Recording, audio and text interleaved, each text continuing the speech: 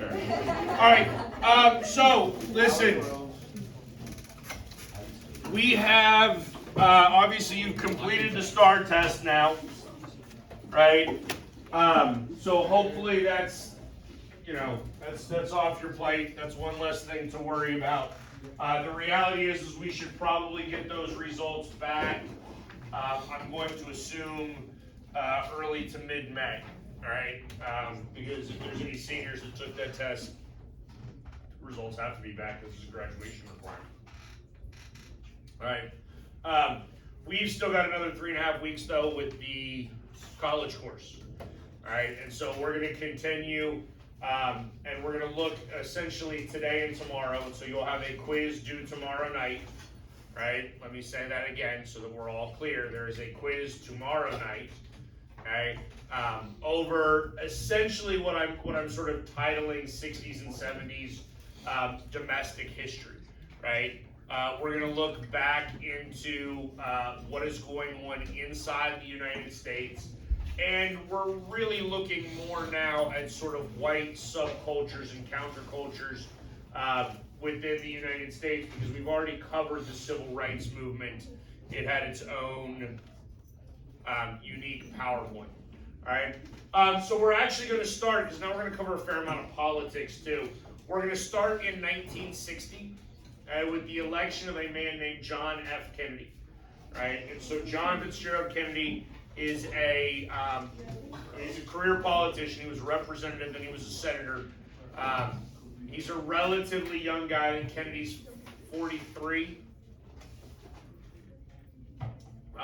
I believe, if memory serves, Kennedy is the second youngest president ever in the history of the United States up to this point.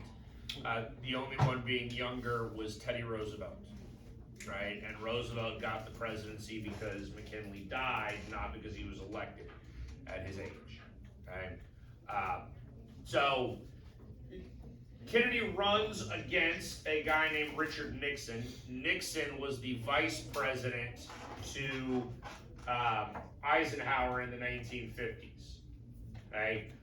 Nixon is also at some point going to be governor of the state of California. And this actually gets into some really interesting sort of social concepts that are beginning to occur in the 1960s. Right? Because one of the things that we need to understand in the 1960s is we have the advent of television, maybe television age and television era, right? And people are now able to see sort of real-time images and see individuals, and visuals, right, can have a significant impact on how we think or feel about things, right? Interestingly enough, there's actually data that has been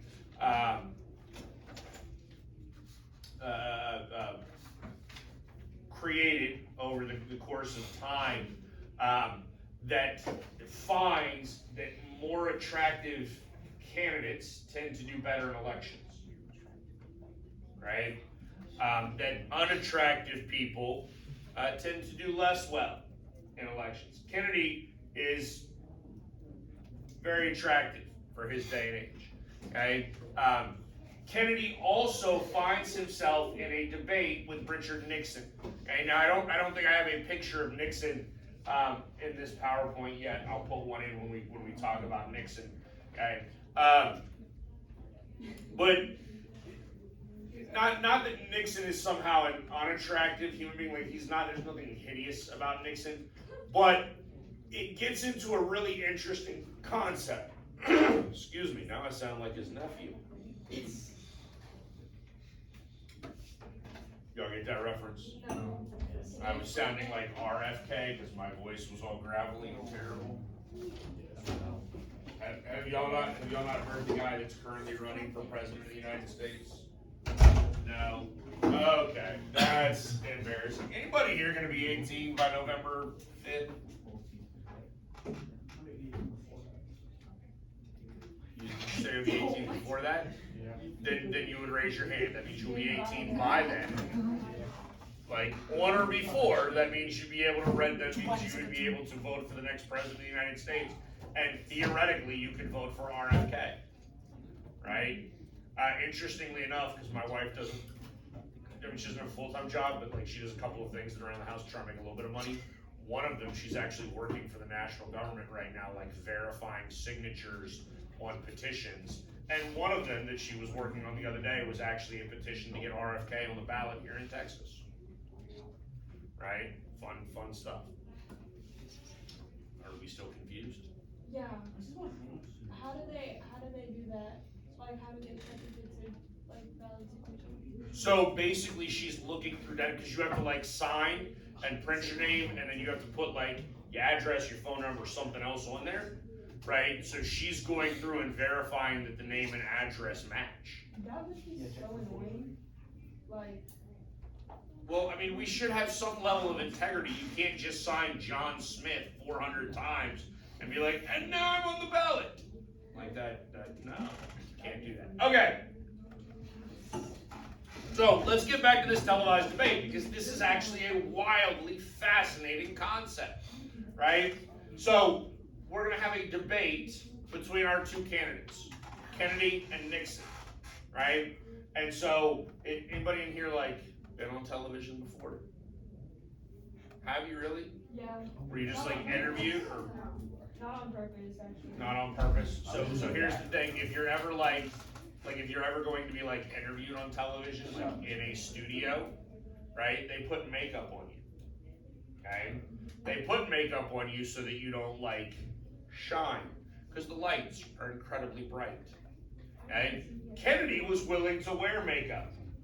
Nixon was not, because Nixon thought that makeup would be effeminate or whatever. I'm not really sure what his concern was. Okay. No problem. So.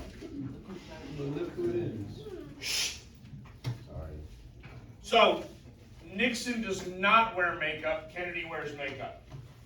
Right? Coupled with the fact that these lights, right, on a stage with the cameras in front of you, the lights are very intense, right?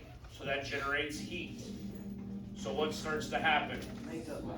You begin to sweat, right? Now, here's what gets really interesting. The people that watched the debate on television, right, they're asked afterwards, who do you think won the debate? Guess what their answer is?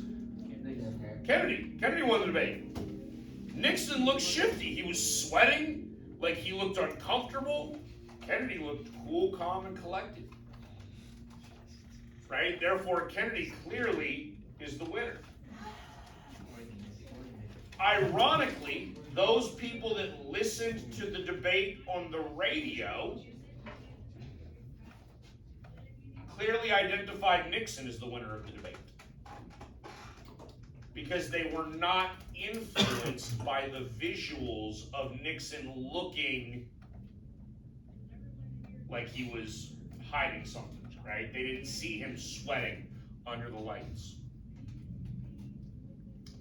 This gets into some really interesting concepts then as to what images can do and what images will do throughout the course of this decade and then moving forward, right? Now, Kennedy is, again, he's a relatively young guy, and Kennedy is going to create his cabinet, right? So when he becomes president of the United States, he's going to have a cabinet, and your cabinet, you'll learn about this in more detail next year when you get into government, right? But the cabinet is basically just the president's advisors, okay? Different presidents look for different things in their cabinets. Kennedy and his cabinet is called Camelot, right? Which is a reference to King Arthur, right? And the Knights of the Round Table, yeah? Do we know that legend? Yeah. And so, what do we know then about the Knights of the Round Table?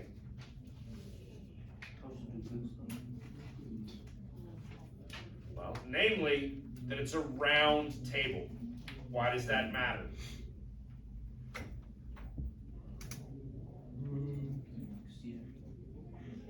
No idea? Thank you. There's no head at the table. There's no head. Right? If you sit at a rectangular table, right? If you are sitting at a rectangular table, what ultimately ends up happening is you have one person at the head, right? I mean, literally, if these two rows were all together, right, and I'm now at the head of the table, down there on the end, you're having to like lean forward in order to be able to see me, yes? Right? I can see everybody from my vantage point. That provides me with like a reference and a point of view and a superiority. Okay? So Kennedy is creating a cabinet that's meant to really genuinely help him run his presidency, right?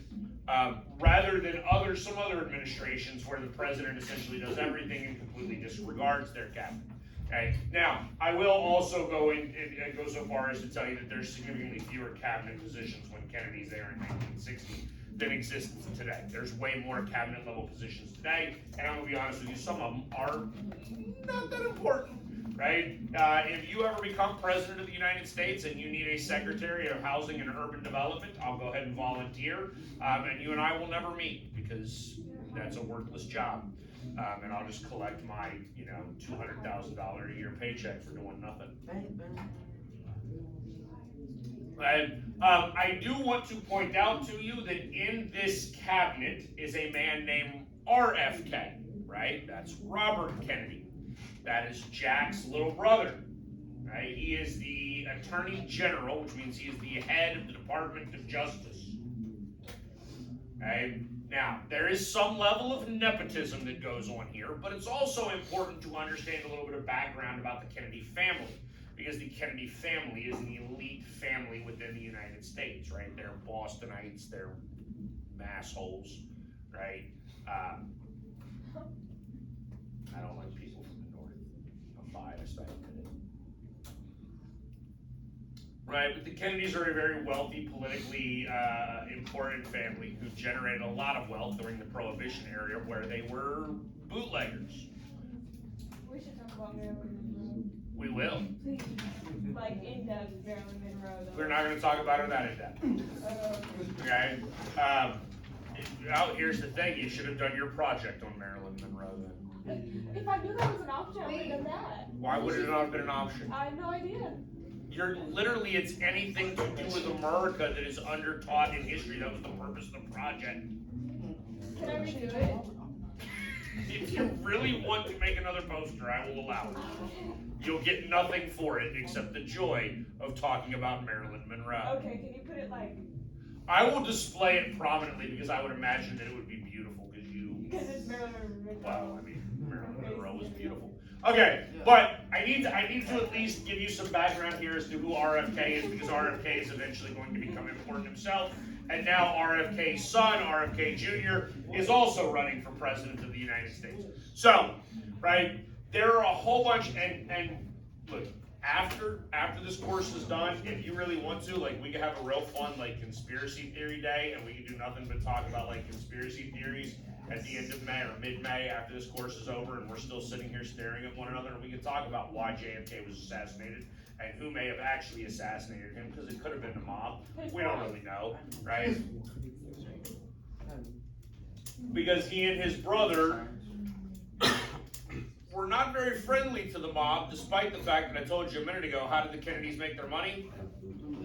Bootlegging alcohol during Prohibition. That's how they got filthy rich, which was done by the mob. Look at me. This could be problematic, yes ma'am. Silly goose. Lee Harvey Oswald is the guy who supposedly pulled the trigger, right? But we'll talk about that. We'll go into the assassination. Okay, so it is worth noting that Marilyn Monroe does have some impact on Kennedy's presidency. So Kennedy is actually married to a woman named Jacqueline Onassis, which may or may not have been some sort of like politically motivated, arranged type marriage. By all accounts, Kennedy was in love with Monroe. Monroe is a wonderful figure to discuss in terms of sort of like popular culture history. She is very much a feminist before sort of feminism becomes a mainstay concept. She was also a very haunted individual, right?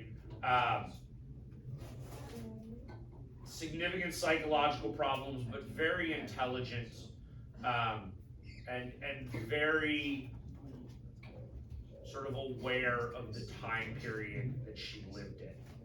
Okay, but it does, interestingly enough, it's not something that becomes a widespread sort of scandal.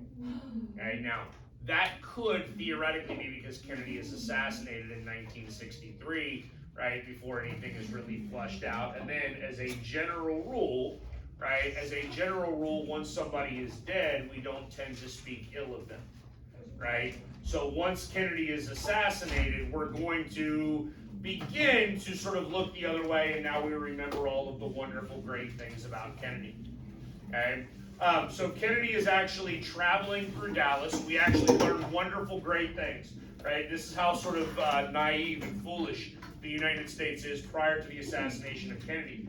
Right? There's a parade route in Dallas that he's going to drive through and like wave at the people.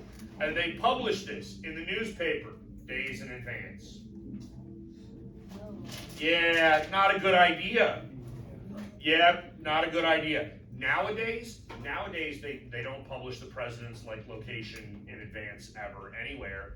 And like if the president is going to a hotel in a couple of days, like there's a Secret Service agent that goes to the hotel beforehand and like just stands next to the dumpster for days to make sure nobody like drops a bomb in there to blow the hotel. I mean, not actually next to the dumpster. That's I'm being hyperbolic there.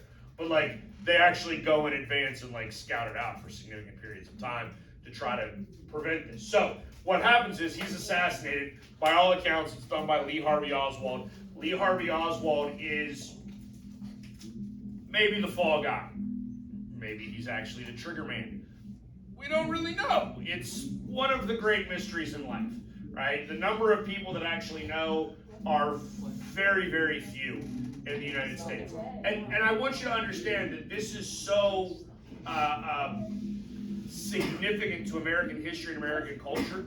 Originally there was like restrictions put on all of the investigations that said it would take 50 years.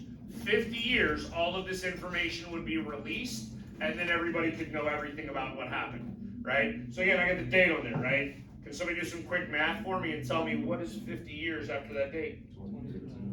20, what? 13? What year is it? 2024? So what happened to the release of all this information? No, it did not get released. Okay? It did not get released, and there's been a couple of different rationales or reasons given as to why it was not released. But it becomes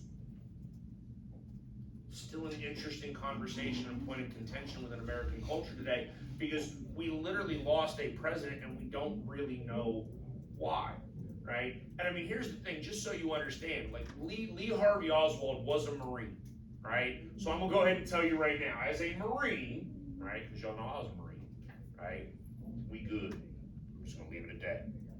All right? So, could he have made that shot? Theoretically, yes. Okay?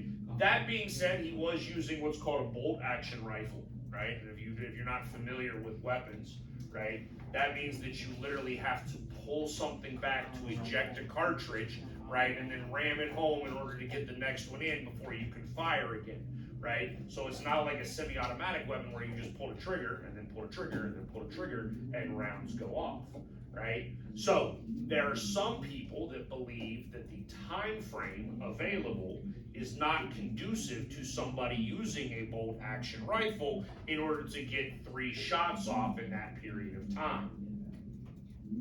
Okay? Now, here's where it gets even more entertaining, right? Because did we interrogate Lee Harvey Oswald? No. We tried, right? How long was Lee Harvey Oswald in custody for? A day. What's that, Reagan? He got shot. Okay? And then this actually goes back to the conversation we were having earlier about television. You wanna know why, like, a whole generation of Americans never turned the TV off? Okay? Because literally, we arrest Lee Harvey Oswald. He's in like a detention facility in Dallas, right? Like the Dallas police have him. Okay, the Dallas police are gonna turn him over to the feds. Okay, and so they're taking him like through the basement of the police station, right? Like, and they're gonna transfer him into federal custody.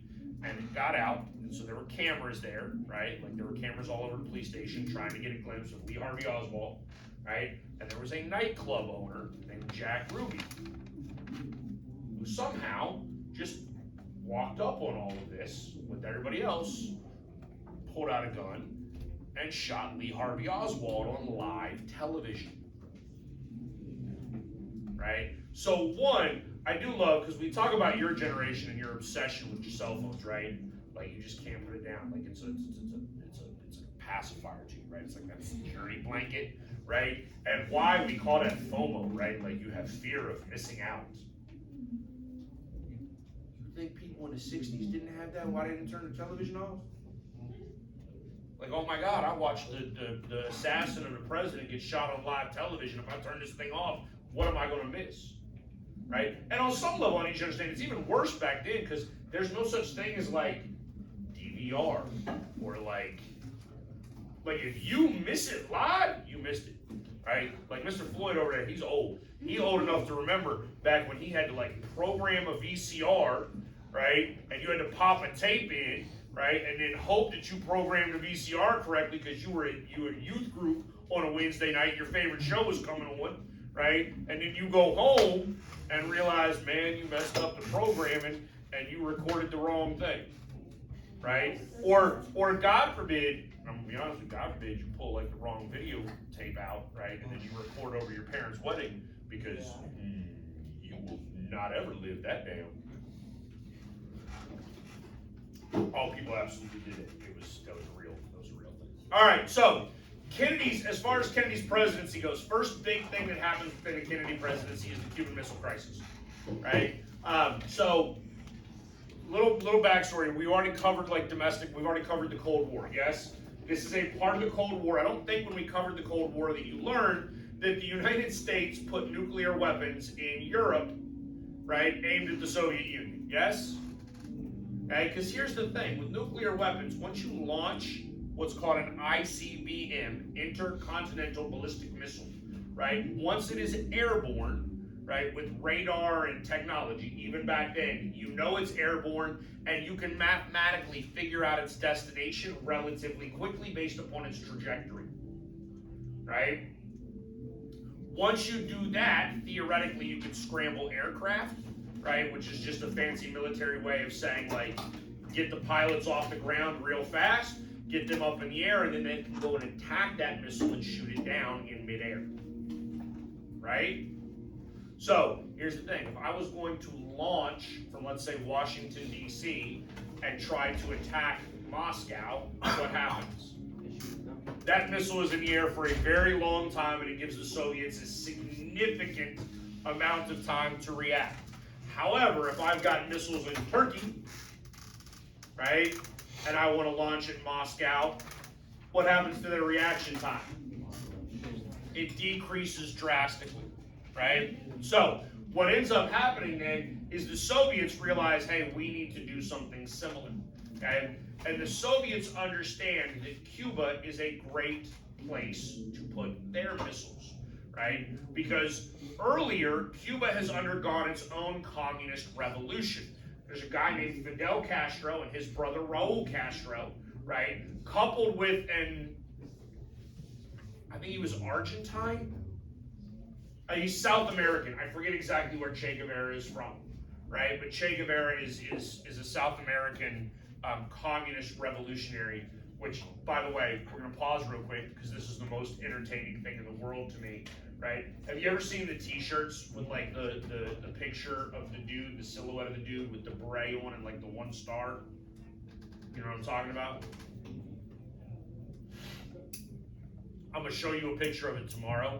That's a picture of Che Guevara, right? And it's literally sold like millions of dollars worth of merchandise, t-shirts, posters. I find it so wildly comical that capitalists are getting rich off the image of Che Guevara, who was a hardcore communist, right? Yes, Aaron, I would have questions too, right? Entertaining. Anyways, so these three guys basically spearhead a revolution into Cuba. They go into Cuba in like the late 50s, early 60s, and they kick out U.S.-backed government and U.S. business interests. They nationalize a whole bunch of things. There's businessmen that have like hotels in Cuba, in Havana, right? Because if you've never been to Cuba, just so you understand, Cuba is beautiful, right? It's a beautiful country, right? It's also 90 miles off the coast of Florida, okay? So it's like super close to the United States. It was literally like rich people's playground for a long time after the Spanish-American War that we covered, right? Boatloads of American money had gone into Cuba. Then Cuba undergoes a communist revolution, and when we talked about the Cold War, we understand that with the Cold War, we're afraid of the domino theory, right? Okay, so we're terrified of the domino theory. Okay, the domino theory then results in some irrational behavior. So the United States is actually going to try to invade Cuba and kick the Castros out. Okay, they fail miserably. But once that happens, now the Castros in communist Cuba realize, hey, we might need a little bit more support because America is problematic. Okay? So they're actually willing to work with the Soviets. Ultimately, what ends up happening here is that with the Cuban Missile Crisis, right, Kennedy is going to surround Cuba in what is called a naval blockade. And they're basically told if a Russian ship tries to break the blockade, right, meaning passes you, that is an act of war and you will fire upon them. And then we're all going to die. And I do mean that. We will all die because of what's called MAD. Right? And MAD might be the greatest foreign policy ever. MAD just stands for Mutually Assured Destruction. Right? I have a whole bunch of nukes. You have a whole bunch of nukes. You launch at me. I launch at you. We destroy the entire planet. And we win? I don't know. But that's the stupidity. All right? The next thing that I want you to understand in terms of domestic policy, because this is domestic, even though it's not global. What's the word I'm looking for? Interspatial? Intergalactic. I don't know. I don't know what the word I'm looking for is. It leaves our atmosphere. We have a space race. Okay? Now, the space race is actually significant. We already talked about Sputnik. Right, Sputnik is the Russian satellite that's first launched, right? And then what the Russians put was it a chimpanzee? The guy in orbit. No, they put like an animal in orbit first. Yeah, because Guardians of the Galaxy. Did they put a dog in first? It might have been a dog. I can't remember. But yeah, you realize we do animal testing, right? Like why risk a human when you can risk an animal? No, I don't think so. Okay. But this is important, and I want you to understand why this is important, because the United States is going to create NASA, which is the National Aeronautical Space Administration. We're going to pump billions of dollars into science and math and computer technologies.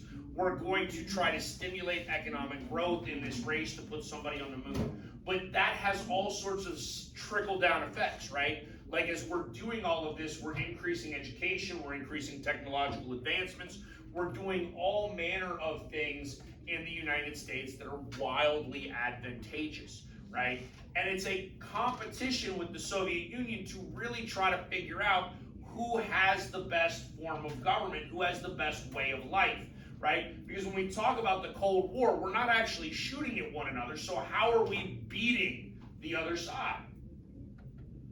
And it comes into things like this. All right, so again, we go back. Kennedy is assassinated in 1963, and a guy named Lyndon Baines Johnson is going to take over, right? He's just really referred to as LBJ. LBJ, this is one of my favorite like history pictures ever. First of all, you realize that the dude on the right is significantly larger than the dude on the left. Yes? Right? Do you also know, like, what he's doing? Boom. What'd you say, Georgie? bullying. The reality is we probably would call this bullying in this day and age.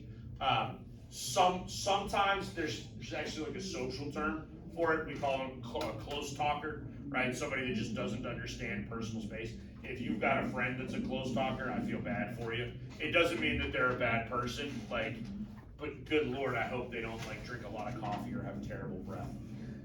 But they just sort of invade your personal space. Johnson does this in part to actually be physically domineering as a means of trying to like enforce his will upon other people. And I love this because you literally see a guy, because y'all understand, maybe you don't understand, right? Like, y'all realize you cannot walk away from the President of the United States, ever, under any circumstance. Don't do it. You don't do it. Because the office is above all of us. Therefore, whoever holds the office is above all of us. Right? Listen to me. If the President of the United States walks in this room right now, right, all of you should stand up. Okay? Now, on the bright side, our president currently is geriatric, and I would imagine he would have to sit down relatively quickly. But listen to me. If that man doesn't sit down, neither do you. You understand? Okay? Like, these are just some of the social things. So, Johnson's actual, like, behavior, his domineering mentality, the fact that he's going to get right up in your face, right? I mean, like, nose to nose with you. You see these pictures, and this is not the only one, right? But you literally, like, this guy's literally, like, leaned back. He is arching his back, trying to, like, as politely as possible, get out of LBJ's face. All right? Okay, I thought we're gonna go here first. We're gonna go to Vietnam first. LBJ, listen, LBJ is one of those presidents that is incredibly difficult to evaluate, right?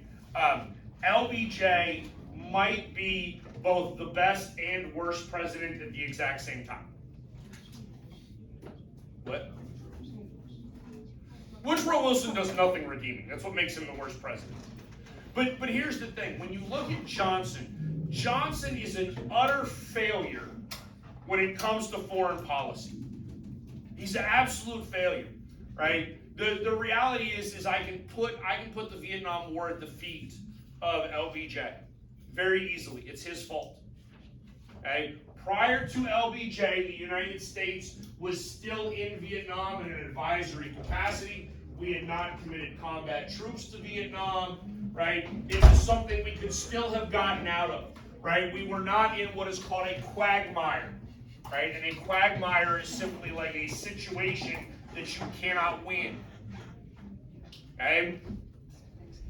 Instead, in 1965, Johnson is going to commit 100,000 combat troops to Vietnam. That's going to escalate the Vietnam War. Now, again, we go back to some Kennedy conspiracy theories. This is actually one of the Kennedy conspiracy theories says that Johnson and Kennedy's own administration essentially took Kennedy out because he was unwilling to fight in Vietnam, right? And therefore he was unwilling to actually fight communism, which, according to the domino theory, is a necessity. Okay? Because we don't understand the flaws in the domino theory at this point, right? So, quickly, I do want to get into a little bit of the concept of Vietnam. We talked about the war a little bit. I don't care a great deal about individual battles and things like that, but I want you to understand a couple of things because they relate domestically to Vietnam today, right? One is the United States is going to drop something called Agent Orange essentially all over Vietnam. Agent Orange is basically a herbicide, right? It is something that is designed, it is a toxin designed to kill plants. And so when we were fighting in Vietnam, we're fighting the Viet Cong, really, not the North Vietnamese army. The North Vietnamese army isn't really invading South Vietnam, right? It's North Vietnamese sympathizers, communist sympathizers, that are living in South Vietnam that want to see Vietnam whole again, right? Reunited into a singular country under Ho Chi Minh and communist rule. Okay? Now, I bring all of this up because I want you to at least understand some of the terrible lasting effects, right? You understand that like pesticides and herbicides and toxins, make no mistake, they're toxins. They're designed to kill things, right? What happens when you ingest them? Well, so on the bright side, not necessarily, right? Because the amount of a toxin that I would need to give to a mouse to kill it wouldn't kill you, right? Like I could literally, and we're just gonna make up a number, right? Like let's say it's 100 milliliters of toxin and it kills a mouse, and then I inject you with 100 milliliters of toxin, and what does it do to you? It's gonna make you sick, right? Shoot, could make you sterile, right? Could give you cancer down the road. Okay? We dump Agent Orange all over Vietnam, and I actually debated with myself whether to put an image up there, but I after Emmett Till last week, I couldn't do it.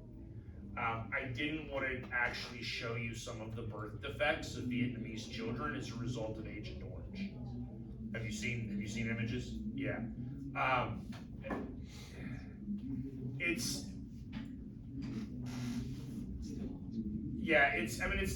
not a good thing. Now, I would hope that the U.S. has simply not done enough research about Agent Orange to know what the lasting effects of it would be. But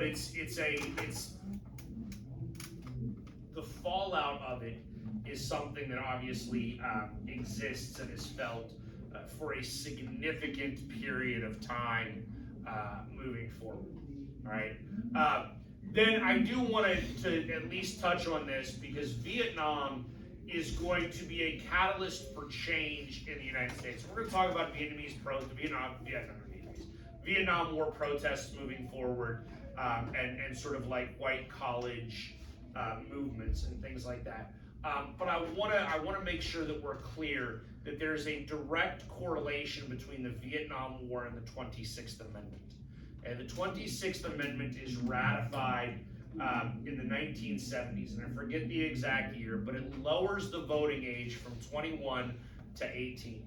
And now, you'll learn next year in my government class, 18-year-olds don't vote, right? They don't. 19-year-olds don't really vote, right? The youth in the United States votes at a disproportionately lower rate than older people. In fact, old people voted at a disproportionately higher rate because, like, my grandfather has nothing better to do in life, right? All that man does really at this point in his life is play golf and vote. Hey, the fact that he's still playing golf at 90 though is kind of impressive, just saying. Okay? But here's the thing. I want you to understand, right? Even if young people vote at a disproportionately lower rate, okay, it's important to understand that if we're going to take 18-year-olds and draft them and send them to war, send them into combat in a foreign territory, right, they should have some agency within the government, okay? Meaning that they should have some opportunity, right, some opportunity to engage politically, especially when their own life is ultimately what's at risk here, right? And so we're going to lower the voting age to 18. Right? Now, theoretically, we could have just increased the draft age to 21. I think you would have essentially done the same thing, right? But we're going to lower the voting age to 18, and we're going to sort of create 18 as the era of adulthood. All right. This brings us to Johnson and domestic policy. And this is where Johnson is ultimately wildly successful, right? Now, during Johnson's administration, we covered this with civil rights already. Like, we have the Civil Rights Act of '64 that's passed. while Johnson is president. We have the Voting Rights Act of '65 that's passed while Johnson is president of the United States. We have a number of pieces of legislation aimed at furthering civil rights and civil liberties and equality passed during the Johnson administration. Now, you cannot give Johnson credit alone for any of those things, right? Because obviously the civil rights movement is the catalyst for most of it. Johnson is just smart enough to sort of get on that train and aid when and where he can. Okay? What ultimately is Johnson's biggest success, however, is his war on poverty, his Great Society. Okay? So, like many other domestic policies, right? Like many other New Deal, Square Deal, Fair Deal, all of this stuff, Johnson is aimed or is intent upon making the United States a significantly better place. Okay? And he is going to do that specifically by trying to attack poverty. Right? He takes an economic approach to equality and opportunity that is novel and intelligent. Okay? That doesn't mean that we get rid of civil rights. That doesn't mean we get rid of affirmative action. That doesn't mean that we don't does it say now? Yeah. No. Doesn't mean that we don't advocate for equality opportunities in government and employment and all of that, those things, right? But we ought to attack poverty, okay? Because poverty in the United States is cyclical, right? We have enough evidence to understand that as we progressed, as we became a capitalist nation, as we got into the 20th century, poverty became cyclical. And what that means is that if you are born poor, the likelihood of you dying poor is pretty doggone high. Okay? Whereas the likelihood of you getting out of poverty is significantly less. Johnson is going to try to rectify that. And so the reality is now, and I wish it was actually on this graph, because where I come from in West Virginia, a lot of Johnson's policies hit West Virginia in depth, right? Because West Virginia is one of the most impoverished states in the United States. Okay, it was in the 60s, it still is today. Johnson's policies are aimed at trying to increase that. So, what are some of the things that Johnson does with his war on poverty? One, he's going to create food stamps, right? That's sustenance, okay? With that, we ultimately get what is called WIC. Anybody know that? Women, infants, children. WIC, WIC, right? Again, food programs for impoverished people. Now, some of these are means-tested programs, and that means that you have to qualify for them. But if we're going to fight poverty, that's exactly what we ought to be doing, right? Creating means-tested programs aimed at helping those people who actually need the help. Okay? He is also going to see the creation of Medicare and Medicaid. Medicare is care for old people. In fact, elderly poverty is a significant aspect of poverty within the United States for two reasons. One, yes, these people had Social Security income. Social Security income rarely is sufficient. Okay? And then two, as you get older, hopefully you realize you are in significantly more need of health care, right? Because you are at a higher risk of stroke and heart attack and cancer and all of these other things that require significant medical intervention, right? Prior to Medicare, right, you were frequently having to pay for those things yourself, which created poverty amongst the elderly. Now Medicare is going to offset those costs. Medicare is not means tested. Okay, that is simply available to every old person. Medicaid, however, is means tested, and that's given to impoverished families regardless of age. Again, healthcare costs in the United States are wildly problematic. To me, this is just my opinion now, the best thing that Johnson does, and I find it ironic now because people will argue today that it was a huge waste of money and it failed. Okay? But one of the things that Johnson creates is something called the Head Start program, right? Because what we realize is that we have impoverished children entering kindergarten. They are 5 years old. They enter kindergarten 2 years behind their peers intellectually already. Okay?